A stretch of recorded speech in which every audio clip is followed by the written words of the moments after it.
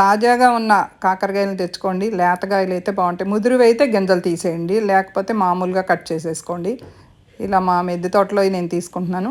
వాటిని కడిగేసేసి ఇలా పొడుగ్గా కానీ చక్రాలుగా కానీ కట్ చేసుకోండి. కొంచెం చింతపండు నీళ్ళల్లో నానబెట్టేసుకొని ఆయిల్ కొంచెం ఎక్కువ పడుతుంది. ఈ ముక్కలన్నీ వేసి కొంచెం ఉప్పు వేసి ఈ కాకరకాయ ముక్కలన్నీ కొంచెం బాగానే వేయించేసి తీసి పక్కన పెట్టుకుని అదే ప్యాన్లో కొంచెం నూనె వేసి కొంచెం మెంతులు, కొంచెం వెల్లుల్లిపాయలు, పోపు దినుసులు అన్నీ వేసి అవి వేగిపోయిన తర్వాత ఉల్లిపాయ ముక్కలు కొంచెం ఎక్కువ పడతాయి. అవి కూడా ఎర్రగా వేగిన తర్వాత మళ్ళీ వేయించిన కాకరకాయ ముక్కలు, ఉప్పు, కారం, ఉప్పు, పసుపు అన్నీ బాగానే వేయాలండి. పసుపు పర్వాలేదు కానీ మిగతా అన్నీ ఎక్కువే పడతాయి ఈ కూరకి. పచ్చిమిరపకాయలు, కరివేపాకు అన్నీ వేసి బాగా వేగిన తర్వాత అప్పుడు చింతపండు పులుపు మీ రుచిని బట్టి వేసుకోండి. బెల్లం కంపల్సరీ నేనైతే వేస్తాను, మీరు కావాలంటే వేసుకోండి, లేకపోతే లేదు. కొంచెం ఎక్కువ వేసుకుంటేనే బాగుంటుంది తినే వాళ్ళకి బెల్లం. కొంచెం బియ్యం పిండిని ఇలా కలిపేసేసి పులుసులో చివరికి వేసేస్తే చిక్కబడి చాలా టేస్టీగా ఉంటుంది.